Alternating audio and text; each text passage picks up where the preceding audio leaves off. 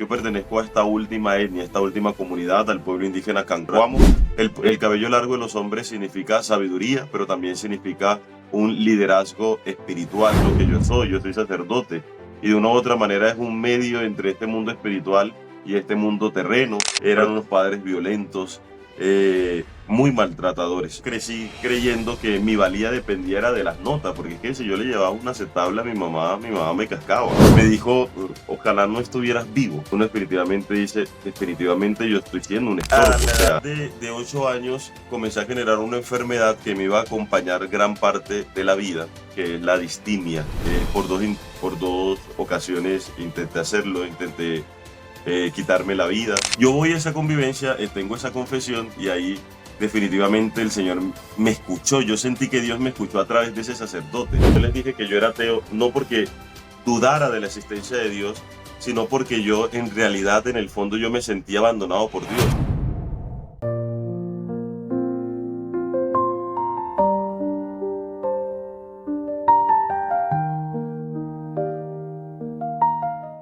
Hola familia, ¿cómo están? Un abracito muy grande. Mi amor, salude usted, hable usted, porque es que dicen que yo hablo mucho.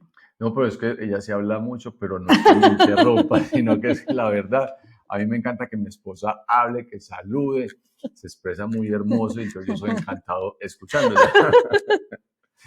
Bueno, familia bella, me encantan estos espacios que el Señor nos regala. Hoy tenemos un testimonio que a todos nos fascina, los testimonios de los consagrados al Señor.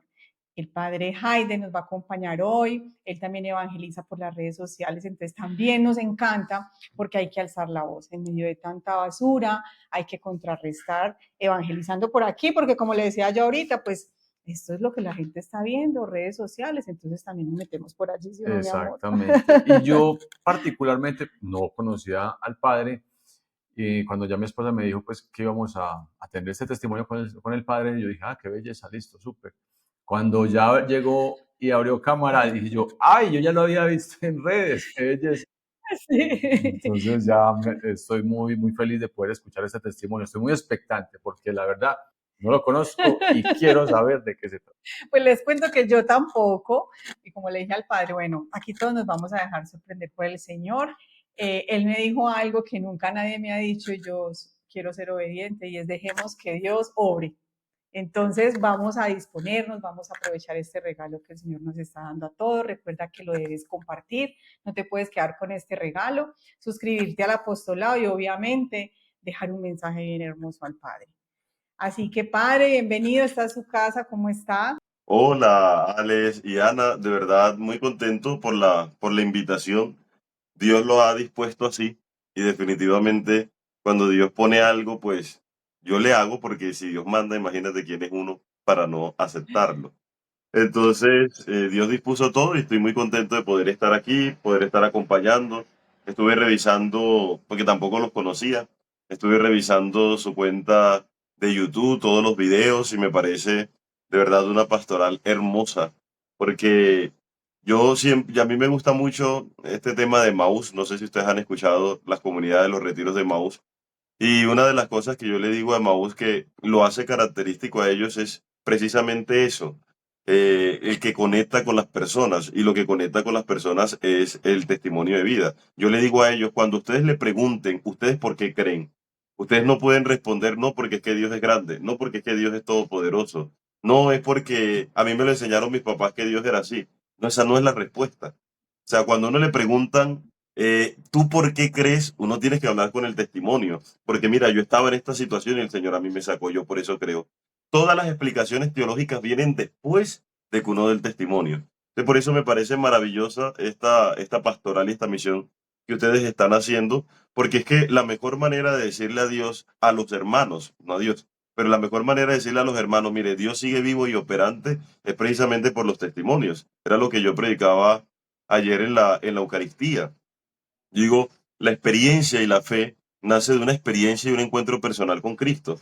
Porque no es lo mismo que te digan a ti, mira, es que yo lo oí, a mí me lo dijeron, a que tú digas, es que yo lo vi, yo lo escuché, o sea, yo soy testigo ocular, yo soy testigo principal de lo que pasó. Y los testimonios es eso. En los testimonios no viene a decir, es que a mí me lo contaron, no, es que esto fue lo que hizo Dios conmigo. Entonces, por eso los testimonios me parecen tan maravillosos. Y de verdad, hermosa esta misión y esta pastoral que ustedes están llevando a cabo con estos Ay, Padre, testimonios. para la gloria de Dios. Y si viera todo Sí, lo que el Señor ha hecho aquí es impresionante. Y no en nuestra vida, Padre, porque aquí le contamos que nosotros, ayer cumplimos 23 años de casados, pero 10 un Oh, infierno completo. O sea, ujú. nosotros somos rescatados por el Señor y tenemos un testimonio súper fuerte. Y precisamente en un retiro de Maús fue que empezó toda nuestra conversión. Ajá, oh, ok, ya. bueno, mire qué belleza. Sí, El Señor Padre. bailando todo. Sí, así es. Nosotros, por medio de una experiencia en un retiro espiritual, el retiro de Maús, fue que el Señor tocó nuestro corazón. Y lo que usted dijo, Padre, es súper cierto porque es desde la experiencia personal, de la experiencia de vida, porque usted no puede decir, no, a mí me lo contaron, no, es que es la tradición de la familia, no, es que aquí hay, no. Cuando usted vive y usted tiene esa experiencia personal, es donde usted puede decir, es que a mí me transformó la vida. Eso es algo muy bonito. Es Sí, correcto. padre. Padre, entonces este espacio, tómeselo como quiera, a ver cómo fue que el Señor tocó esta vida tan hermosa del Padre Hayden y qué es lo que Dios quiere dejar aquí hoy. Este espacio es suyo, así que empiece por donde quiera. Si quiere, padre, comenzamos con una oración. Ah, sí. Claro que sí, vamos a ponernos en las manos del Señor, en el nombre del Padre, del Hijo y del Espíritu Santo. Amén. Padre Santo, Padre de amor y misericordia, te damos gracias por tus bendiciones, te damos gracias por tenernos reunidos aquí en tu nombre. Tú lo has dicho en tu palabra, que donde hay dos o tres reunidos en tu nombre, te estoy en medio de ellos, y aquí somos muchos reunidos en tu nombre, porque todo lo que estamos haciendo aquí es para alabarte, para bendecirte, para glorificarte, para engrandecer tu nombre, no porque lo necesites tú, pero sí porque lo necesitamos nosotros, porque necesitamos ser testigos de tu poder, porque necesitamos ser testigos de cómo obras todavía en la vida de cada uno de los cristianos, en la vida de cada uno de tus hijos. Por eso te quiero pedir, Señor, que tú estés en medio de nosotros en esta conversación, que envíes tu Espíritu Santo para que Él esté en medio de nosotros también, para que Él sea tocando nuestros sentidos, nuestra mente, nuestro corazón, para que Él sea tocando nuestros labios para poder expresar de la mejor manera aquello que tú quieres transmitir.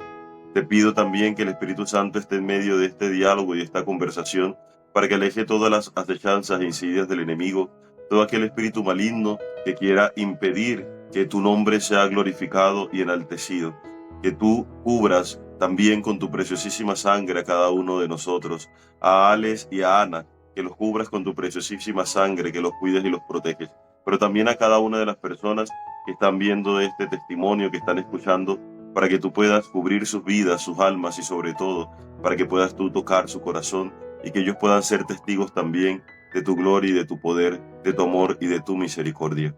Gloria al Padre y al Hijo y al Fuera Espíritu Como en era en un un Santo. principio, principio, ahora ahora y y siempre, siempre, por por los los siglos siglos de de los los siglos. siglos. Amén. Amén. Muy bien, padre. Amén. Hermosa oración, Padre. Bueno, empiece entonces por donde quiera, nosotros lo acompañamos. Bueno, por donde quiera. Bueno, primero me presento, ¿no? Porque por eso mismo, porque no nos conocemos, yo soy el padre Hayden Baute Ávila. Soy de las hermosas y ardientes tierras vallenatas, ¿verdad? Donde se respira el acordeón, la música del acordeón y la música más característica de nuestro país, que es el vallenato. Dentro de Valledupar, incluso dentro de la jurisdicción, nosotros tenemos una parte de la Sierra Nevada de Santa Marta. Saben que la Sierra Nevada de Santa Marta está compartido por tres departamentos, ¿verdad? El Magdalena, el Cesar y la Guajira. Todos nosotros tenemos una parte de la Sierra Nevada de Santa Marta. Y en la Sierra Nevada de Santa Marta hay cuatro comunidades indígenas: los arhuacos, los cogi, los huiguas y los cancuamos. Yo pertenezco a esta última etnia, a esta última comunidad, al pueblo indígena cancuamo, orgullosamente. O sea, yo soy feliz de decir a los cuatro vientos que soy indígena, porque definitivamente Dios no hace nada por casualidad y Dios me ha hecho ser hijo de esta tierra hermosa, de esta tierra que es madre. Por eso llevo mi cabello así. Y lo digo al principio porque yo sé que para muchas personas eso puede ser primero impactante, pero para otras personas puede ser incluso escandaloso. En mis videos recibo todos los días comentarios de ese tipo, me han mandado al infierno, me han dicho que soy el diablo, eso me han tratado de lo peor porque tengo el cabello largo, pero porque es que la gente juzga, ¿no? La gente cree que es porque yo soy un padre moderno, Por el contrario, yo tengo el cabello largo no por modernismo, sino por tradición. En los pueblos indígenas de la sierra, y se lo explico aquí, los hombres, especialmente aquellos que tienen alguna autoridad, tanto espiritual como civil, tienen el cabello largo. Y eso porque el cabello largo, desde la perspectiva de los indígenas de la sierra, de todos los cuatro pueblos de la sierra, el cabello largo de los hombres significa sabiduría, pero también significa un liderazgo espiritual y también una conexión entre el mundo terreno y el mundo espiritual. Y de una u otra manera es lo que yo hago, es lo que yo represento, es lo que yo soy sacerdote. Y de una u otra manera es un medio entre este mundo espiritual y este mundo terreno, pero también es signo de esa sabiduría y de ese don que Dios me ha regalado a mí, que le ha regalado también a todos los sacerdotes por esa misión de enseñar, pero también representa la autoridad que yo ejerzo espiritualmente, no porque yo me lo haya puesto, sino porque he sido ordenado, me han impuesto las manos y de una u otra manera una de las misiones del sacerdote también es gobernar. No es solamente la de celebrar, enseñar, sino también la de gobernar. Entonces, por eso he querido conservar como esa conexión con mi raíz cultural, mantener el cabello así, para recordarme a mí mismo siempre de dónde vengo, pero también para poderle decir a los demás de dónde vengo, que soy indígena, que soy enamorado e hijo de la Sierra Nevada de Santa Marta y poder llevar a otros mi cultura. Yo sé que algunos lo entenderán, otros no lo entienden, pues bueno, ya eso habla de sus propias limitaciones. Pero que eso, que también hace parte de mi cultura, no riñe con lo que yo soy, o sea, no riñe con mi ser sacerdotal. Entonces muchos me escriben, pero es que su obispo, ¿cómo permite una cosa de esa? Sí, porque es que mi obispo entiende el significado, mi obispo sabe cuál es la raíz, mi obispo conoce el sentido, mis autoridades, mis superiores también conocen el sentido. Una vez uno me dijo, después que tú tengas claro el por qué, pues bueno, lo demás no importa. O sea, todavía tenemos esa concepción errónea de que la iglesia o que la fe mutila la cultura, y es todo lo contrario. En algún tiempo así pasó, y la iglesia tuvo la oportunidad de retratarse, y no solamente retratarse, sino de aprender, darse cuenta que la cultura no estaba en guerra con la tradición de la iglesia o con el magisterio de la iglesia o con la enseñanza de la iglesia, que ciertamente toda cultura debe ser purificada, porque no todo lo de la cultura es bueno y aquello que es malo, si debe ser purificado, debe ser quitado, pero aquello que no es malo y por el contrario son como semillas del Espíritu Santo que Él va dejando en cada una de las culturas, pues también entra en sintonía con la iglesia y con lo que enseña la iglesia. Pero bueno, eso para explicar un poco por qué tengo el cabello así, porque mi aspecto es raíz cultural, es cultura netamente. Y pues bueno, bíblicamente uno también lo podría explicar, ¿no? Los nazireos en el Antiguo Testamento pues eran personas consagradas a Dios y el signo de su consagración a Dios era precisamente que no podían pasar navaja sobre su cabeza. Un ejemplo de los nazireos más famosos es Sansón, que al cortarse el cabello pues pierde la fuerza porque ese era el signo de su consagración a Dios. Así que por esa línea también lo podemos ver. Pero bueno, cerrando esa parte, ese ciclo, yo nací en esas tierras.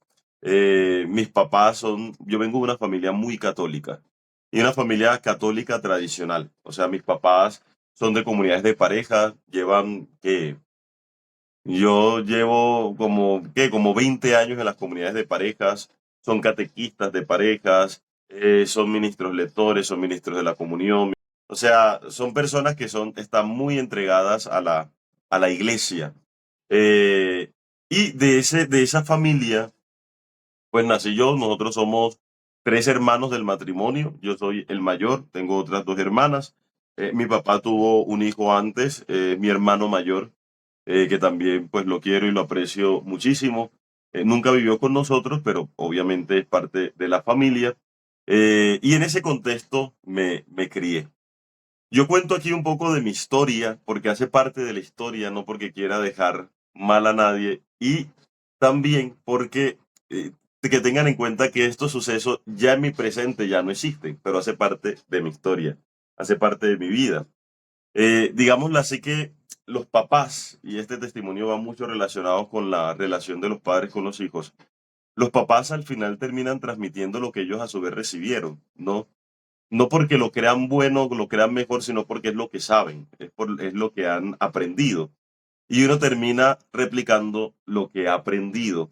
Yo siempre le digo a las personas en el matrimonio, por lo general siempre lo digo, que los esposos cuando se van a casar siempre se preocupan mucho por el vestido, por la comida, por los invitados, pero difícilmente uno encuentra a unos esposos o a una pareja de novios que digan voy a preparar mi corazón para este acontecimiento tan importante. Todo lo externo lo preparan, pero nada de lo interno lo preparan. No sanan las heridas. Y esas heridas obviamente se van a ver materializadas en la relación de parejas primero que todo, pero también en la relación con los hijos. Porque cuando yo tengo una herida que no está sanada, pues yo voy a tender a transmitirle esa herida a los hijos. Entonces, dentro de esta introducción de padres, pues yo tuve unos padres que han venido también cargando con unas heridas. Y lo puedo decir con libertad porque yo también el testimonio lo he dicho delante de ellos y ellos saben que hoy eso no significa nada para mí, pero si hace parte de mi historia, vuelvo a repetir lo que digo. Pero tuve como unos padres que eran cero afectivos, eran unos padres que nunca me hicieron sentir como querido, especial, eran unos padres violentos, muy maltratadores. Y cuando digo muy maltratadores eran porque eran muy maltratadores. Y todo eso fue haciendo como mella en mi vida, ¿no? Yo fui el mayor, ustedes que son terapeutas y todo lo demás saben que hay una predisposición con los hijos mayores, ¿no? Los papás aprenden a ser papás con los hijos mayores y en definitiva son los que llevan más del bulto, porque se llevan toda esa intransigencia de los papás. Aun cuando yo he entendido que más que intransigencia es el cuidado. Claro, al ser papás primerizos, todo les da miedo y ese miedo terminan pasándole a los hijos. Ya cuando van por el tercer hijo y que ya han experimentado, pues si el hijo se cae, pues no pasa absolutamente nada. Pero con los hijos mayores, los papás tienden a ser muy sobreprotectores, precisamente porque están aprendiendo, y eso fueron mis papás para mí. Muy sobreprotectores, muy exigentes. En la parte académica, me exigieron muchísimo, tanto que yo crecí creyendo que mi valía dependiera de las notas, porque es que si yo le llevaba una aceptable a mi mamá me cascaba, me pegaba porque ella decía que eso era perdido, ¿no? Y que la sobresaliente era para mediocres. Y siempre era como comparándome. Yo lo digo así muy jocosamente, pero en realidad es triste eso porque me he encontrado, yo siempre he trabajado en colegios y me he encontrado esa realidad en otros jóvenes. Yo le digo, yo no, yo siempre me caractericé por ser buen estudiante, pero era buen estudiante no por amor al arte, era buen estudiante por instinto de supervivencia, porque literalmente mi estabilidad física y emocional dependía de que a mí me fuera bien académicamente. Y se lo agradezco también, porque a través de eso, pues yo me he caracterizado precisamente porque me ha ido bien académicamente, porque me gusta la lectura, todo lo demás, pero fue un aprendizaje muy traumático. Y así fue como pasando todo ese tiempo, también con muchas carencias económicas, carencias efectivas, y eso iba como creciendo ahí en el corazón. Y en una ocasión, en alguna discusión que tuve con mi mamá, tenía yo aproximadamente 8 años. Mi mamá me dijo algo que a mí eso me marcó profundamente. Hubo dos palabras. Yo es lo que le digo mucho a los papás y se lo trato de transmitir siempre. O sea, miren, yo recibí maltrato físico, pero el maltrato físico no se compara ni siquiera con el maltrato verbal, o sea, con las palabras, porque yo digo, el cuerpo se cura rápido, gracias a Dios el cuerpo se cura rápido, ojalá el corazón tuviera la misma rapidez y agileza para sanarse a sí mismo.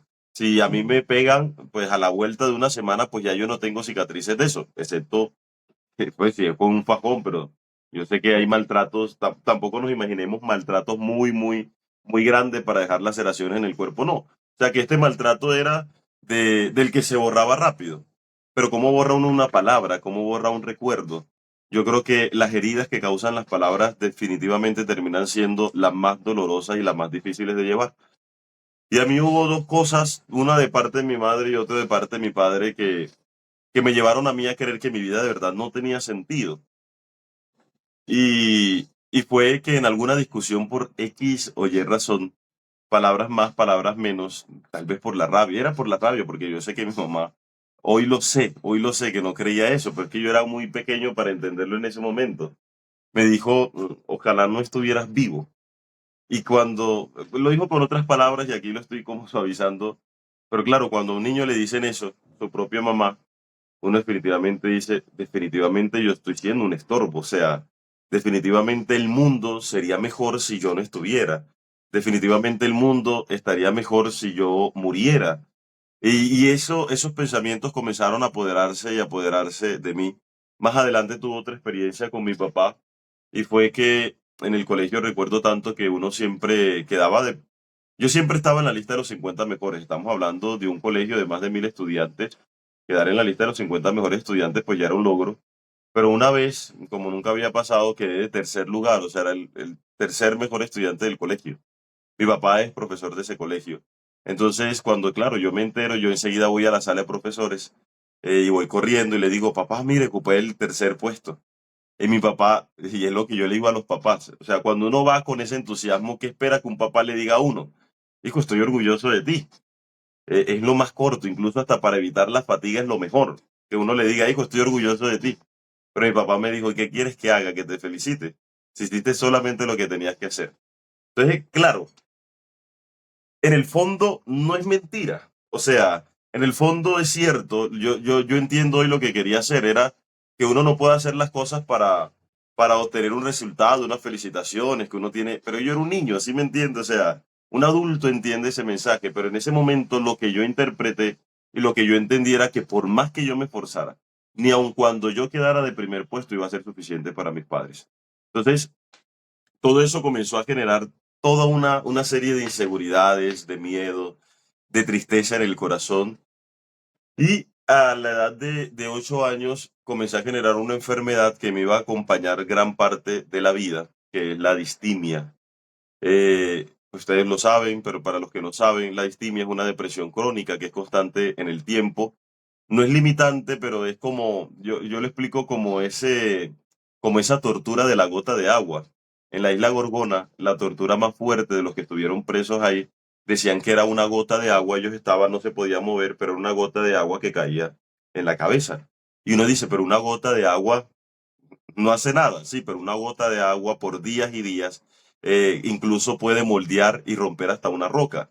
Entonces, es como eso, ¿no? La distimia es como eso, que tal vez no es tan fuerte como una depresión endógena, pero es muy constante en el tiempo.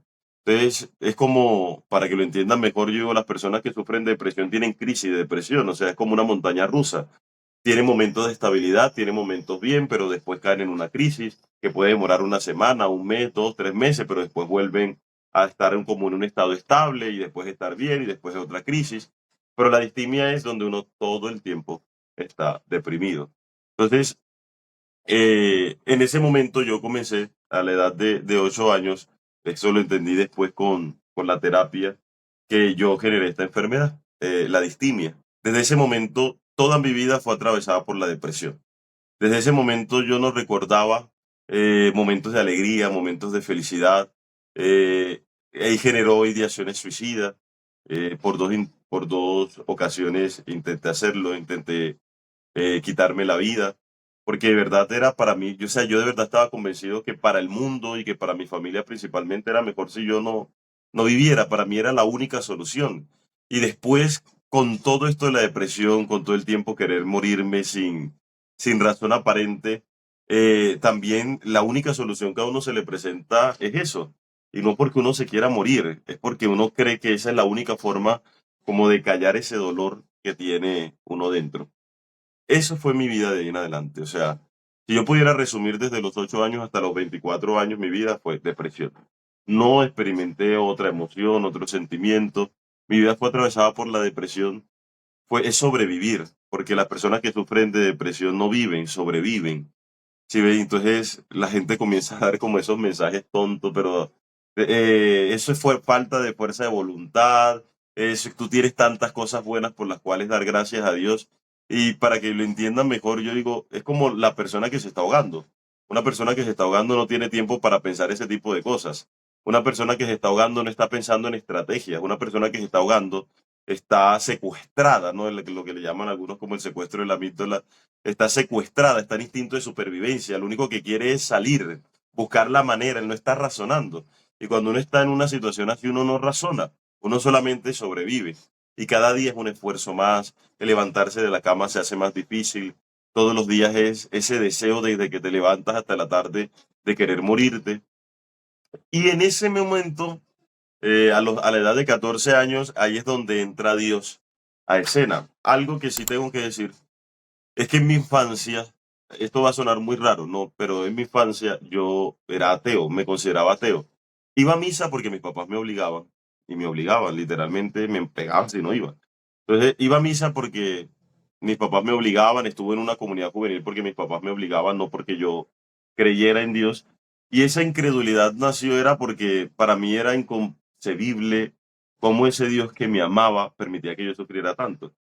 Claro que en mi desespero yo muchas veces oré y en mi infancia me dijeron que Dios respondía a mis oraciones. Y claro, yo en mis oraciones, en mis desesperos y en mis lágrimas, en esas veces que intenté quitarme la vida o en esas veces que quise morirme, yo no vi a Dios en ninguna parte. ¿Sí ve? Entonces yo no sentí, yo no escuché a Dios, pues para mí era mucho más fácil creer que ese Dios no existía. Y digo que es curioso porque yo no creía en Dios, pero sí creía en María. O sea, es una locura. El camino que Dios utilizó para llevarme a mí, a Él, fue la Virgen María. Porque aun cuando yo no creía en Dios, yo siempre estuve fascinado por la Virgen María. Entonces, cada vez que era mes de mayo y había un rosario, yo estaba rezando el rosario. O sea, siempre estaba rezando el rosario. Entonces, eh, yo digo eso, yo digo que el camino de Dios, Dios lo hizo fue a través de la Virgen María y la Virgen María me llevó a Jesús y por eso yo la amo tanto. Incluso yo nací un 7 de diciembre, víspera de la Inmaculada Concepción. Mis papás se casaron un año antes en la parroquia de la Inmaculada Concepción de Valledupar. Yo me bauticé, hice mi primera comunión, me confirmé en la Inmaculada Concepción. En la Inmaculada Concepción nació mi vocación, en la Inmaculada Concepción hice mi primera Eucaristía. O sea, por eso yo amo a la Inmaculada Concepción. Pero ese fue como la historia. A la edad de 14 años, a mí me hacen una invitación. Yo estaba en décimo, estudiaba estaba en el colegio todavía, y me hace una invitación a una convivencia. Yo no creía en Dios, pero para mí cualquier excusa era válida para no estar en mi casa. O sea, yo estaba en huida de mi casa. Yo por eso no estaba en mi casa, yo no paraba en mi casa, yo estaba en la biblioteca o estaba entrenando. Yo en ese momento entrenaba en la selección Cesar de baloncesto y en la selección del colegio. Y a mí el deporte me salvó. Por eso yo el deporte no lo dejo, nunca lo dejo. Porque una de las cosas y de los medios que utilizó Dios para salvarme a mí en esos momentos fue el deporte. Ni siquiera fue la oración, no fue una comunidad, no fue el deporte. O sea, si yo no hubiese estado en ese equipo de baloncesto, de verdad yo no estuviera aquí. Porque yo recuerdo que cada vez que yo quería hacer algo tenía un viaje. Entonces yo me iba a viajar. Y eso era lo que me mantenía a mí como esperando, como que después, hasta que Dios apareciera en escena. Y mientras Dios aparecía en escena, el deporte para mí fue fundamental. Por eso es que yo hago deporte, porque el deporte no solamente me ayuda a lo físico, sobre todo yo hago deportes para mantenerme estable emocionalmente y mentalmente. Dios entra en escena a esos 14 años. Me invitan a esta convivencia, que era una convivencia vocacional. Yo por no estar en la casa me voy a esa convivencia aun cuando yo no creyera en Dios. Y ahí tuve un encuentro muy bonito con Dios a través del sacramento de la confesión.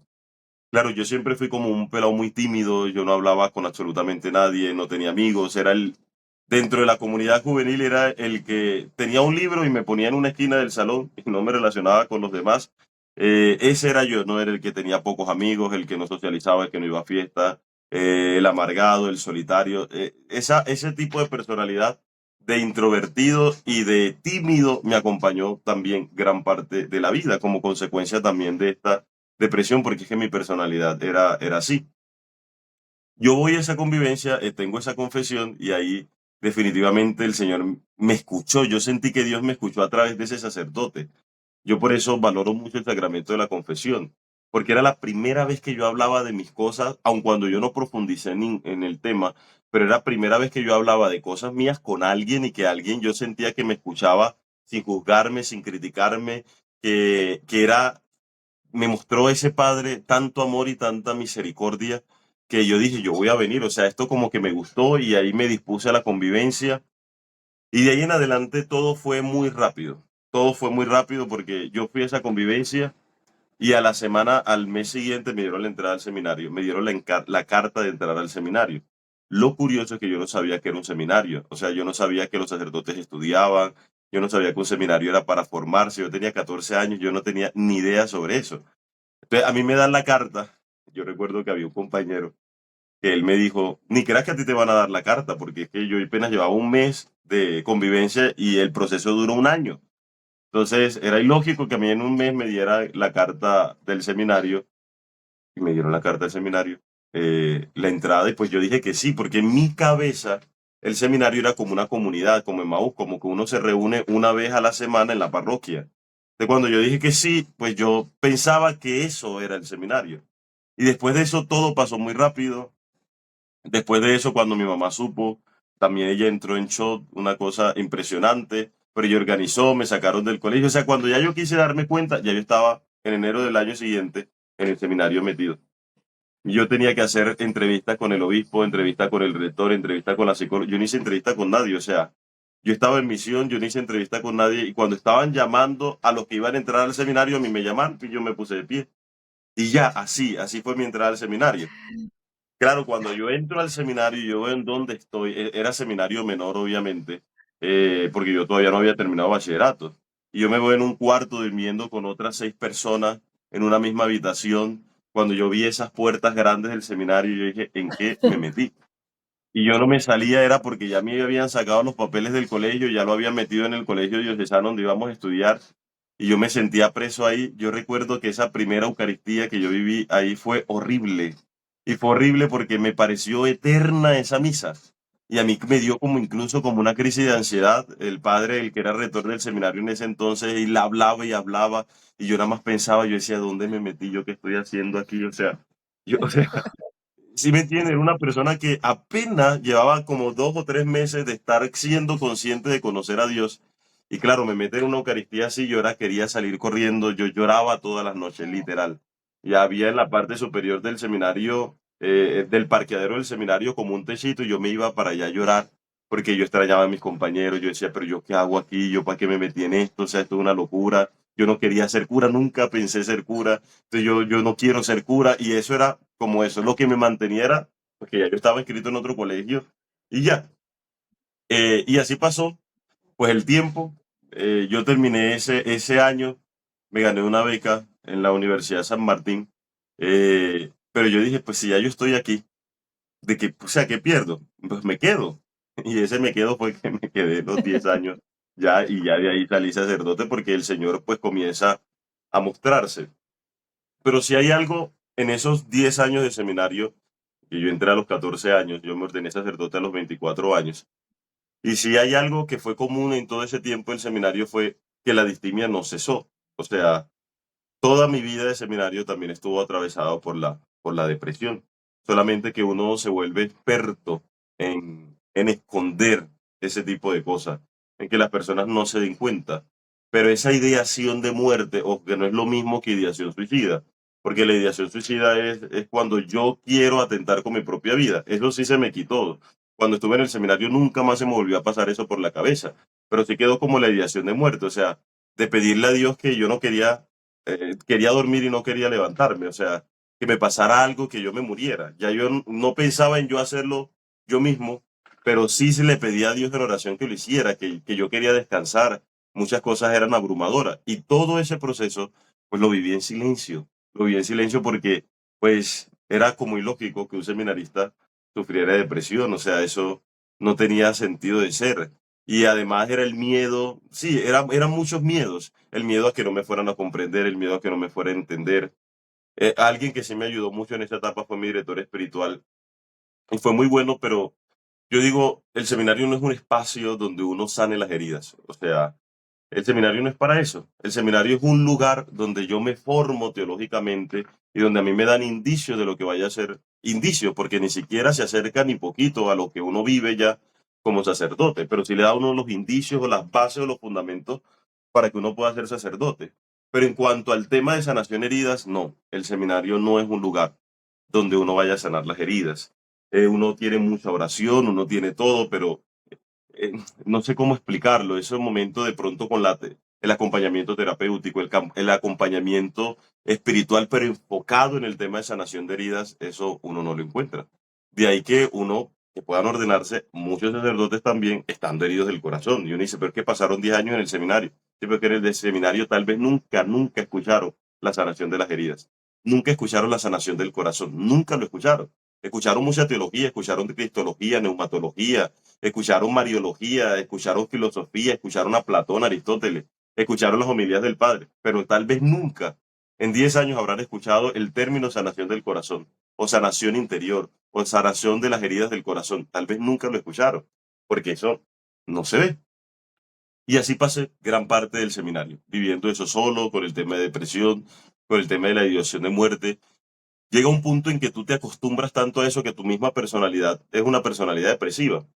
Yo no me acuerdo todavía que haya conocido a una persona que yo le haya dado una buena impresión al principio, porque yo era el amargado, porque yo era el solitario, porque literalmente yo me la pasaba era con un libro en la mano para no socializar, porque a mí, y todavía me cuesta socializar, o sea, la gente, claro, como me ve en redes, cree que yo soy la persona más extrovertida del mundo. No, yo no soy extrovertido. O sea, a mí no me gustan los lugares donde hay mucha gente, a mí me cuesta socializar. Y eso es lo que la gente entiende lo entiende como prepotencia, ¿sabes? Porque es que yo puedo sentarme al lado de una persona si yo no lo conozco, es que yo no sé cómo decirle hola, yo no sé cómo iniciar una conversación. Si la persona no tiene la iniciativa, yo no lo hago, pero la gente cree que es porque uno es creído, y eso era lo que pensaba la gente de mí, que yo era muy creído porque yo no le hablaba a nadie. No es que si supieran que yo no daba, que yo deseaba, yo veía a otras personas, a otros seminaristas que eran tan sociables, y yo lloraba y le decía a ellos que yo quiero ser así, pero no daba, o sea, no logro hacerle explicar cómo es ese impedimento de no dar para entablar una conversación. Yo sigo bien una conversación, pero iniciarla a mí me dificulta. Pero yo prefiero los lugares donde yo no tenga que socializar mucho. Por eso a mí me gusta la montaña, porque en la montaña no hay gente. No me gusta la playa por la razón de que en la playa hay mucha gente, y a mí no me gustan los lugares donde haya mucha gente. Por eso no voy a conciertos, por eso no voy a ninguna, o sea, donde hay mucha gente yo entro como un estado de pánico, como un estado de miedo. Yo, no sé, a mí se me acaba la batería social si yo estoy por eso yo le digo a la gente, mire, yo los caso y todo lo que, pero no me inviten a la fiesta de matrimonio, no lo hagan, porque yo enseguida entro en estado como de alerta. Cuando yo estoy rodeado de personas que yo no conozco, yo entro en estado de alerta, y mi escapatoria ahora es el celular. Entonces yo cojo el celular y yo, o sea, me pego la pantalla a la cara y yo no desquito la cabeza del celular, precisamente porque me cuesta el tema de la socialización. Antes era tímido, ya no soy tímido, porque ahora puedo hablar y me expreso en público, y sé que lo hago bien y todo lo demás, pero ya en la relación interpersonales, a mí eso son como esas secuelas que a uno le queda de más de 15 años sufriendo de depresión y todo lo demás, y que no es fácil. Tuve que hacer terapia inclusive. Yo recuerdo que mi psicóloga me decía, a ver, tú quieres cambiar esto, o sea, tú quieres ser más sociable. Y yo le dije, no, la verdad no quiero. Bueno, entonces lo que hay que trabajar es la aceptación, y en eso trabajé, en aceptar que yo era así, en aceptar que está bien que era introvertido, en aceptar que está bien que los otros sean extrovertidos, pero que yo necesariamente no tenía que ser como los otros. Y fue un proceso de aceptación muy bonito y muy, muy hermoso. Pero cuando llegó el momento de quiebra, o sea, el momento de sanación, yo recuerdo tanto, bueno, otra de las cosas que quiero aclarar aquí es que uno dice, hay algo que se va gestando. Recuerden que yo les dije que yo era ateo, no porque dudara de la existencia de Dios, sino porque yo en realidad, en el fondo, yo me sentía abandonado por Dios. Yo creo que la raíz de muchas personas ateas ni siquiera es algo contra Dios. Es que yo me imagino que, igual como mi experiencia, muchas veces hablaron, pidieron, llamaron a Dios, y no sintieron esa voz, no sintieron esa presencia, y dijeron, Dios no existe. Y yo sé que muchos ateos lo que hay es un trauma, y hay como un resentimiento hacia Dios, que Dios los ha dejado en un momento difícil, que Dios no estuvo para ellos, y eso se convierte en ateísmo. Pues cuando uno entra al seminario, obviamente ya uno deja de pensar así, pero lo que yo no me había percatado era que yo había somatizado eso. Yo había, con piedad, con rezos y con muchas oraciones, yo había, como el gato, había puesto sobre arena ese resentimiento que yo tenía a Dios. Era algo que se volvió inconsciente, no era algo consciente, porque yo amaba a Dios, hablaba de Dios, de verdad estaba convencido, pero en el fondo yo tenía una herida con Dios ahí. Yo tenía un resentimiento con Dios ahí. ¿Cuándo me doy cuenta de esto? Y ahí es donde inicia el proceso de sanación. Cuando yo me voy a ordenar sacerdote, a nosotros nos mandan a hacer un retiro, que son los ejercicios espirituales de San Ignacio de Loyola. Es un mes de silencio completamente. Uno no habla con nadie, no hay celular, no hay absolutamente nada. Uno habla media hora con el director del retiro al día. De resto es pura oración. Para mí es el retiro espiritual más grande, más hermoso, el mejor que existe. Los ejercicios espirituales de San Ignacio. Y si alguno puede hacerlo, el del mes, es un poquito costoso, eso sí, pero si el que pueda hacerlo el de mes, yo le aseguro que usted no se va a arrepentir en su vida de ese retiro espiritual. Ese retiro espiritual, pues a mí me iba bien. Yo en la parte espiritual como que comencé a desarrollarme bien, oraba bien, yo leía muchos libros espirituales, muchas geografías, que eran los libros, la biografía de los santos. Y bien, entonces en el retiro, al principio del retiro, pues todo fluyó muy bien. Pero de un momento a otro, en una oración, a mí comenzó, o sea, como si se apoderara de mí, yo no logro explicarlo, pero como una rabia, como una ira, yo comencé como a tirar todo, yo comencé como a empacar, yo dije, yo me largo de aquí, yo qué cura voy a hacer, yo no voy a hacer cura, pero era inexplicable, o sea, no había pasado nada para que yo reaccionara de esa manera.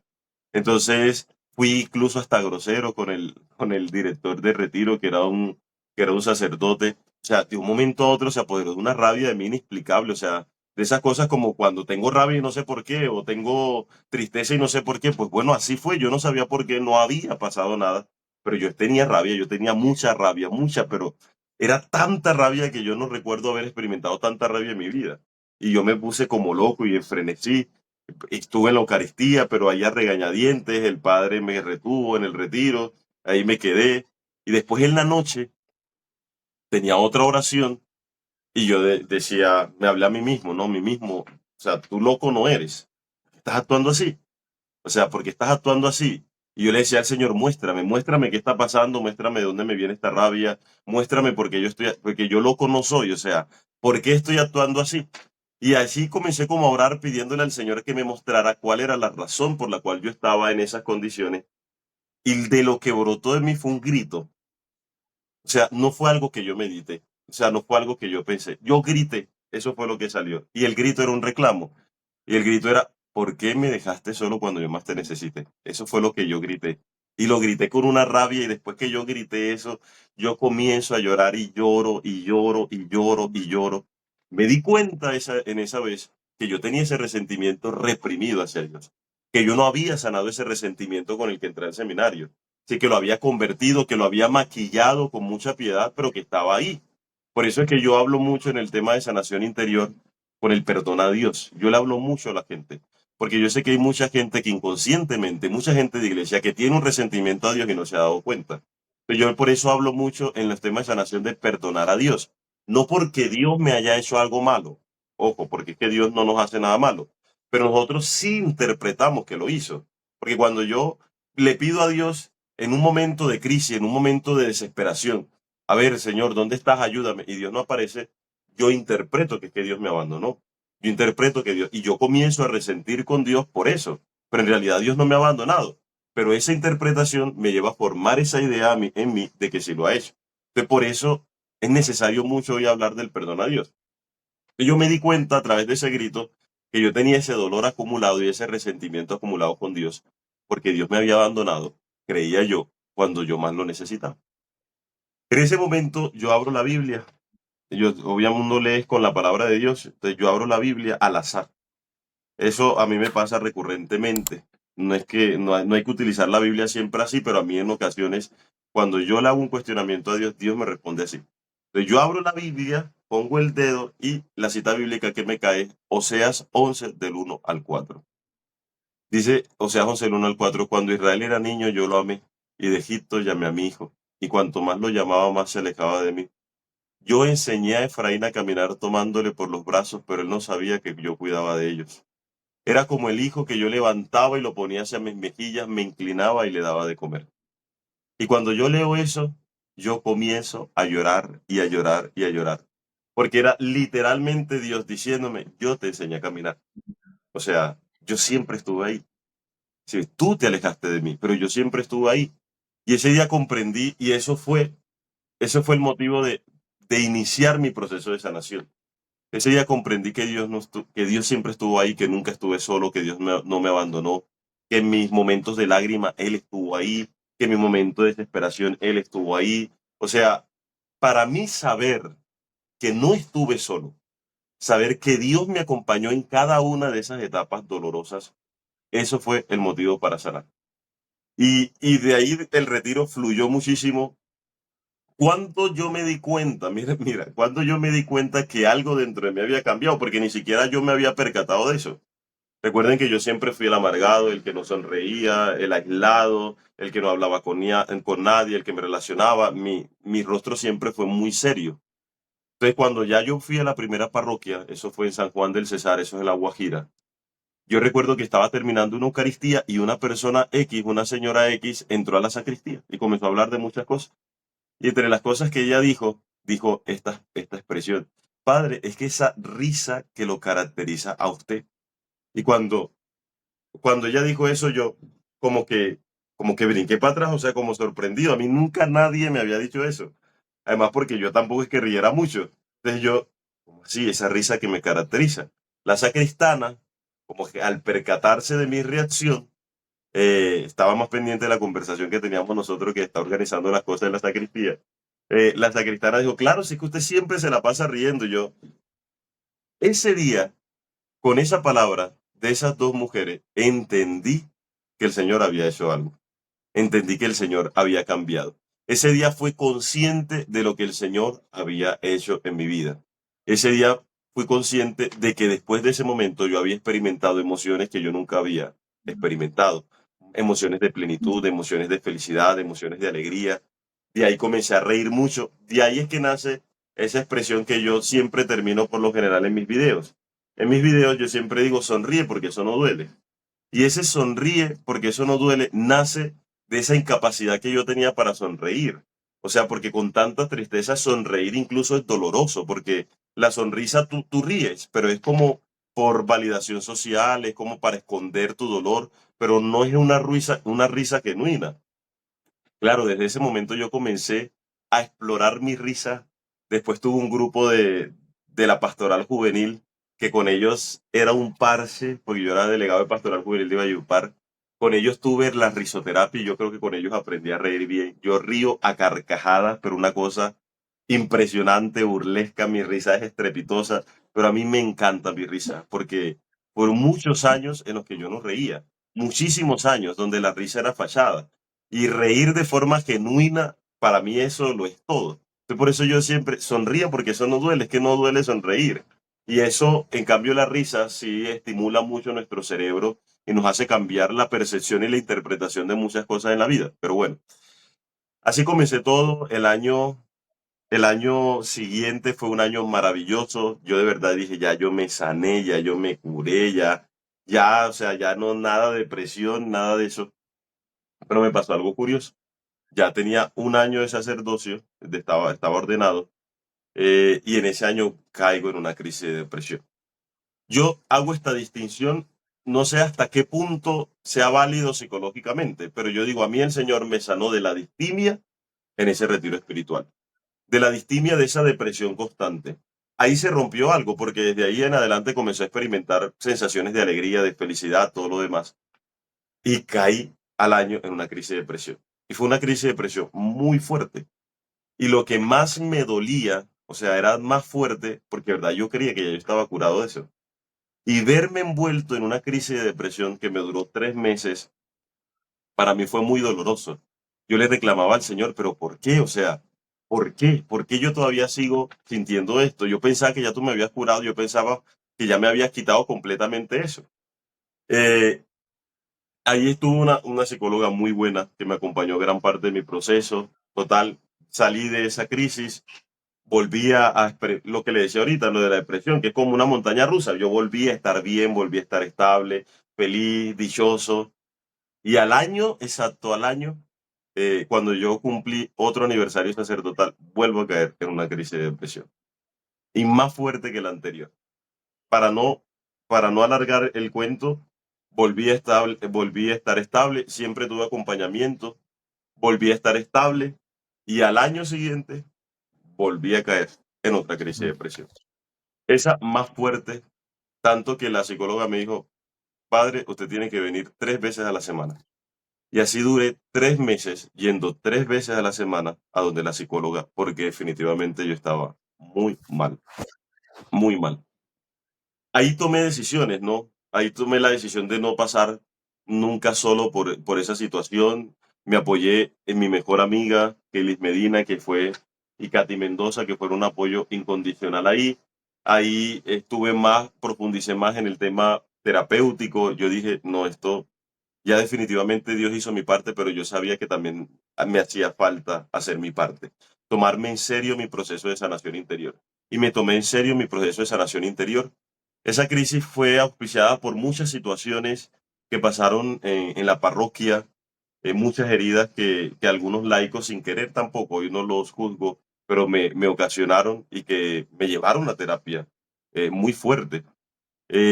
Volvió la ideación de muerte, o sea, es horrible, porque ya yo era sacerdote, yo tenía 3 años en ministerio y yo siempre he hecho deporte.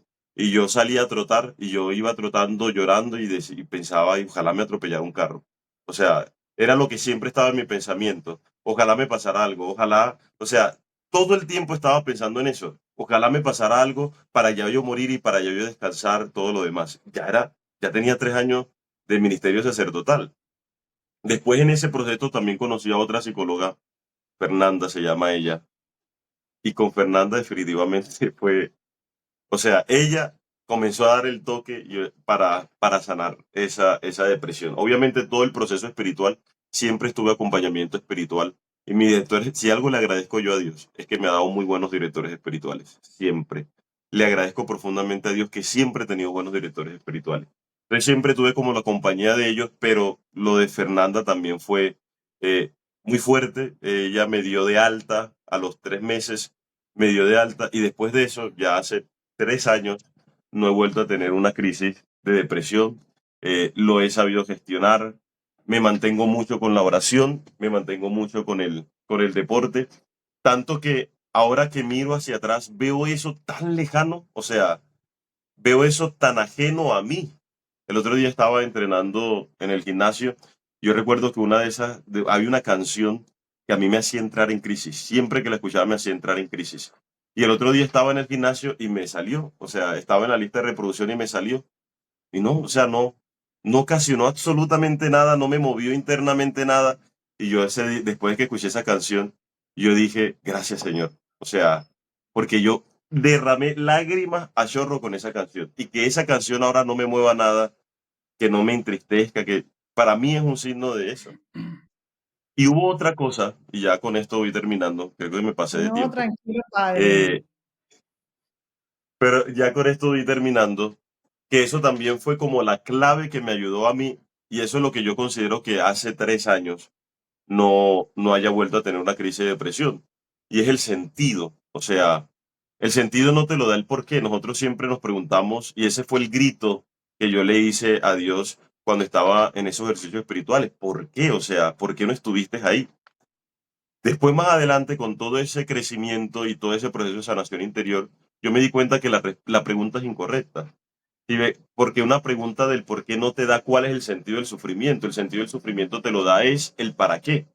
Y es algo que se construye. El sentido no es, porque mucha gente cree que es que yo descubrí cuál era el sentido de mi vida. No, en realidad el sentido es algo que uno construye y que Dios de una u otra manera va poniendo esos elementos en el corazón. Y yo recuerdo que una vez estaba en Maicao, La Guajira, precisamente donde voy a hacer misión de Navidad ahora. Estaba yo porque el padre Jefferson me invitó a hacer una Eucaristía. eh, a la segunda Eucaristía fue eso y él me dijo, vamos a hacer unas murallas de Jericó. Y yo, bueno, padre, ¿y cuál es el tema? El tema es sanando la depresión y la ansiedad. Yo nunca había hablado de ese tema con nadie. Entonces yo decía, ¿en serio, padre, es ese? Sí, sí, él no sabía absolutamente nada. Y él me dijo, sí, sí, es ese. Y yo, hijo de madre. Eso me confrontó a mí muchísimo, porque yo decía, ¿será que yo hablo de este testimonio que tal que la gente se escandalice? ¿Cómo un padre va a sufrir de depresión? ¿Cómo un seminarista va a sufrir de depresión? Esto puede escandalizar a la gente. Ahí entendí que uno no tiene que preocuparse tanto por cuidar la fe a la gente. Yo creo que a través de mi testimonio he hecho mucho bien a las personas y eso lo entendí en esa Eucaristía.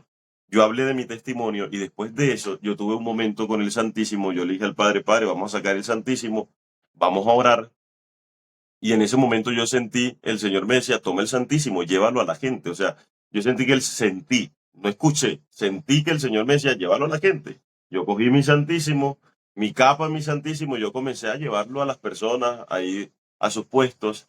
Y en ese momento me surgió otra pregunta al Señor. El Señor yo le pregunté, bueno, Señor, no era reclamo, era cuál era el sentido, o sea, ¿para qué tú permitiste que yo durante más de 15 años sufriera de esta enfermedad, tuviera esta condición? Y ustedes no me lo van a creer, porque yo sé que parece a locura, pero así pasó, y así pasó, y así tengo que decirlo. Cuando yo le formulo esa pregunta, es la única vez que me ha sucedido. Yo escucho una voz, o sea, literalmente en este oído izquierdo es como si me susurraran, es como cuando uno habla en susurro, ¿no? Sanador herido, eso fue lo que yo escuché. En el oído me susurraron sanador herido. Entonces yo volteo enseguida, no hay nadie, yo entendí el mensaje y yo seguí. Para mí ese momento también fue clave en mi sanación interior, porque yo entendí que ese sufrimiento Dios lo había permitido para algo. Dios no lo había provocado, ojo, pero sí lo había permitido para algo. Sanador herido es un libro de un cardenal y que en resumen es que el sacerdote a través de sus heridas sana a otros, como Jesús a través de sus heridas nos sana a nosotros.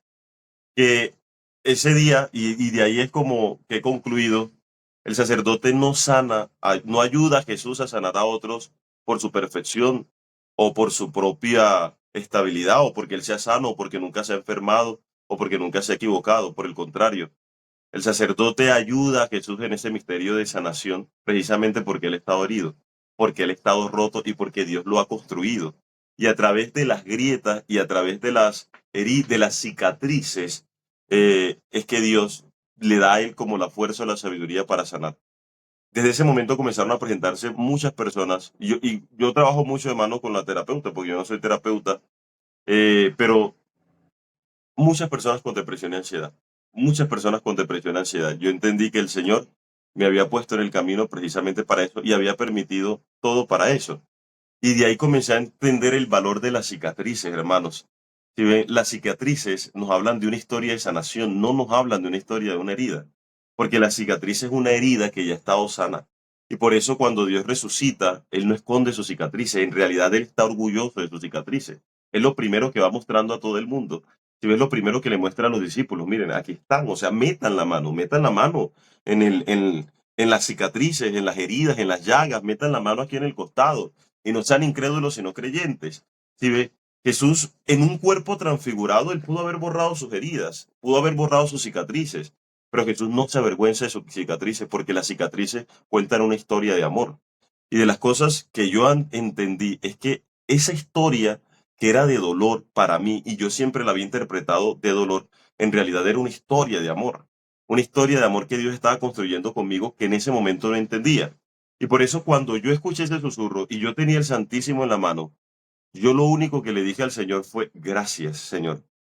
Gracias, porque si tú me permitiste atravesar 15 años, más de 15 años, con esta depresión para hacer esto que estoy haciendo en estos momentos, yo no cambio mi historia por nada del mundo. Y yo ese día le aprendí a dar gracias a Dios por los 15 años y los 16 años de depresión. Entendí que esos 16 años de depresión eran perfectos, o sea, hacían parte del plan de salvación de Dios conmigo y de parte del plan de salvación de Dios con otras personas con las cuales yo iba a entrar en contacto. O sea, que era necesario. Y yo le decía, Señor, gracias. Si tú me permitiste, no cambiaría, no cambio ni un minuto ni un segundo de mi vida aun cuando haya sido dolorosa, aun cuando haya sido triste, aun cuando haya estado atravesado por la depresión, no la cambio, porque el Señor a través de ese dolor ha hecho una obra muy grande en mí y a través de mí ha hecho una obra muy grande en muchísimas personas. Bueno, a través del Señor, pero uno es al final un instrumento inútil. Digo, eso no lo hubiese podido hacer si yo no hubiese atravesado por ello. O sea que mi historia de vida es una historia de salvación y es una historia de sanación. Y por eso estoy aquí ahora y por eso predico y por eso hablo y por eso hablo de Jesús y por eso estoy enamorado de Jesús, porque, hermano, Jesús salvó mi vida. Ustedes me preguntan quién es Jesús. Jesús es un salvador. Y yo le digo a la gente, no porque haya muerto en una cruz y me haya salvado, no, no. Es porque si literalmente el Señor no me hubiese llevado de esa manera tan rápida al seminario, yo sé que hoy no estuviera vivo. Yo eso lo sé. Y lo sé porque, y aquí rebobino algo, porque a mí se me pasó en la historia, que yo siempre le preguntaba a Dios por qué mi proceso fue tan raro, tan rápido. O sea, porque yo a la vuelta de 2 meses yo era seminarista cuando 2 meses atrás era ateo y no creía en Dios, y a la vuelta de 2 meses ya yo era seminarista y ya estaba dentro del seminario y todo lo demás. Eso lo comprendí el mismo año que entré. Yo tenía una amiga que igual que yo sufría depresión y como los burros buscan para rascarse, nosotros éramos amigos y nosotros hablábamos sobre esos temas. Incluso hablábamos de cómo nos podíamos quitar la vida y todo lo demás. Y ese año me tocó ir al funeral de ella, porque lo hizo. Mm. Y si hoy tengo un convencimiento, a mí eso me dolió mucho. Y yo decía, ¿por qué no yo? O sea, ¿por qué no se salvó ella? Hubiese preferido morir yo y que se hubiese salvado ella. Pero ¿por qué no la ayudé? Siempre fue como es que yo no podía, no tenía los elementos para hacerlo. O sea, yo estaba igual o peor que ella. No tendría cómo ayudarla. Pero hoy sí algo estoy convencido es que si yo no hubiese entrado ese año al seminario, yo sé que hoy no estuviera vivo. Por eso cuando a mí me dicen, ¿quién es Dios para ti? ¿Quién es Jesús para ti? Jesús es mi Salvador, porque Él salvó mi vida. Y no estoy hablando en sentido figurado, literalmente salvó mi vida. Porque si yo no hubiese entrado ese año en el seminario, yo no estuviera aquí. Así que de eso he comprendido que Dios todo lo que hace, lo hace perfecto. Que la historia que ha trazado sobre nuestra vida es perfecta. Que aun cuando nosotros quisiéramos cambiar muchas cosas porque creemos aparentemente que ha sido muy perjudicial y muy dañino, todo eso hace parte de un plan de salvación, de un plan de salvación que Dios está haciendo con ustedes y que a través de ustedes está haciendo con muchas otras personas. Así que todo pasa. Yo en estos 3 años he comprendido que todo pasa. Lo que dice Celia Cruz en una de sus canciones, no hay mal que dure 100 años ni cuerpo que lo aguante. Que uno en esos momentos cree que no hay solución, que no hay salida, pero definitivamente sí lo hay, si hay un mañana, si hay un amanecer. Y el otro día leí una frase que también me encanta mucho y es que cuando la noche se hace más espesa es porque va a amanecer. Así que el sol sale, hermanos, definitivamente el sol sale para todos. Si hay una solución, tengamos un poquito de paciencia. Dios no se está tardando. No creas tampoco que Dios se tarda. Dios va a entrar en el momento perfecto, en el momento indicado. Y como a Pedro que se estaba hundiendo, te va a tomar de la mano y te va a sacar y te va a decir, aquí siempre estuve, siempre he estado aquí. El Señor no te abandona. Si hay algo más sanador, es la certeza de que Dios siempre nos acompaña, que Dios siempre está ahí con nosotros. Uy, padre, qué belleza, qué bendición de testimonios. Queda uno como sin palabras. Ay, qué Bendito sea belleza. Dios. Queda uno Ya, con tantas cosas en el corazón escuchando esto. Qué belleza. Padre bendito, sí nos sorprendimos. Todos los que te vamos a escuchar, porque este testimonio creo que es necesario. A nosotros nos llegan muchas personas atravesando por situaciones así, pero nunca había escuchado a alguien abordarlo de esta manera. Y que venga de un sacerdote es un regalo de Dios para Regálame tu historia y para todas las personas que lo van a escuchar. Porque obviamente que venga de un sacerdote, eso le da como más, porque es que a veces creemos que es que los sacerdotes no sufren, aunque los sacerdotes tuvieran una vida tan diferente, y no, es que son personas normales, comunes y corrientes, que tienen sus luchas, sus miedos, sus batallas, sus heridas, su historia, y por eso es que a veces también los juzgamos tanto, porque creemos que por ser sacerdotes, pues como que nada los toca, ¿cierto? Y como que no, Total. y por eso este testimonio suyo a mí de verdad me ha tocado el corazón, Padre.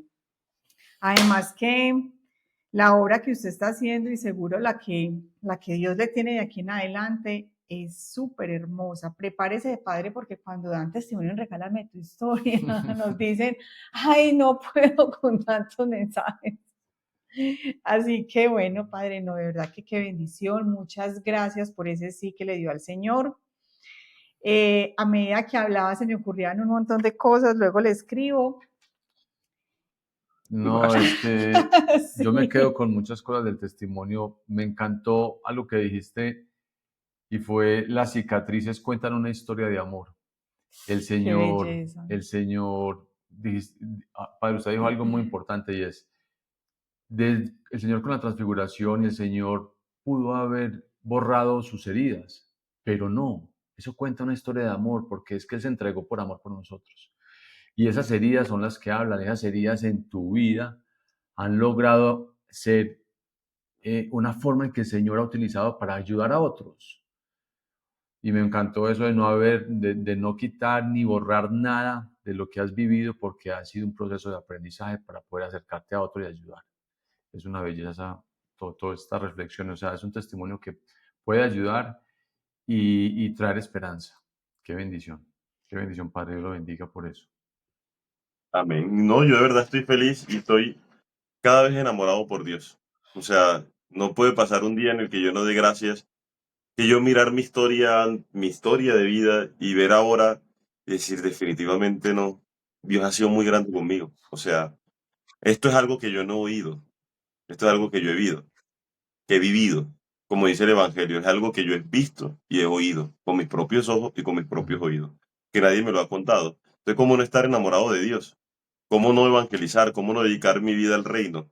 Si literalmente Él me salvó la vida para esto. Él me salvó la vida para dedicarme a llevar la palabra de Dios a todas partes y para decirle a los demás que Jesús está vivo, que Jesús sigue actuando, que Jesús hace milagros, que ayer que celebramos Gaudete, que el plan y el proyecto de vida sobre las personas sí es el de la felicidad. Yo creía que no, que era que Dios nos abandonaba y no, Dios nos quiere felices. Y ojalá todos los hermanos que están escuchando eso lo sepan. O sea, Dios nos quiere felices y Él está trabajando por ese proyecto de felicidad sobre nosotros. A veces somos nosotros que lo impedimos, pero somos nosotros los que nos aferramos a nuestro dolor, porque es impresionante la cantidad de gente que se aferra a su dolor. Y el Señor lo primero que necesita es que nosotros soltemos nuestro dolor para que Él comience a actuar, porque queremos que Dios actúe, pero tenemos las manos llenas de odio, de resentimiento, de tantas cosas. Y eso es lo primero que el Señor quiere, libérate. El Señor nos quiere libres, y libres inclusive de todo eso, de la tristeza, de la depresión, de la ansiedad. Él está trabajando por eso. Y por eso esto, o sea, no puedo más que decirle al Señor, gracias Señor, gracias por lo que has hecho con mi vida. Ya, todo lo demás de ahí para adelante es cariñitos de Dios, es añadidura. Qué belleza. Bueno, padre, y esa cuenta que usted tiene hermosa, la vamos a poner también ahí, por donde usted Ah, estupendo. evangeliza. Me parece hermosa, la vamos a poner ahí en la edición del testimonio para que también lo sigan y se nutran de toda la sabiduría que tiene el Padre. Bueno, Padre, un abrazo muy grande, Dios lo bendiga, muchas gracias. A todos ustedes esperamos que compartan ese testimonio porque sabemos que muchas personas necesitan escuchar todas estas palabras, esta historia, para que vean que el Señor está ahí. El Señor está ahí y que pueden salir de esa depresión, pueden salir de esa tristeza profunda que tienen. Hay personas que te pueden ayudar, que te pueden acompañar a dejarle un mensaje bien hermoso al Padre, a compartir, a suscribirse al apostolado. Así es. Un abrazo, Padre, Dios lo bendiga y gracias por la generosidad de contarnos su testimonio acá, al mundo, porque estas redes están abiertas a quien quiera. Amén. Gracias por la invitación. Dios los Amén. A ti bendiga. también, Amén. Padre. Dios lo bendiga. Chao. Chao.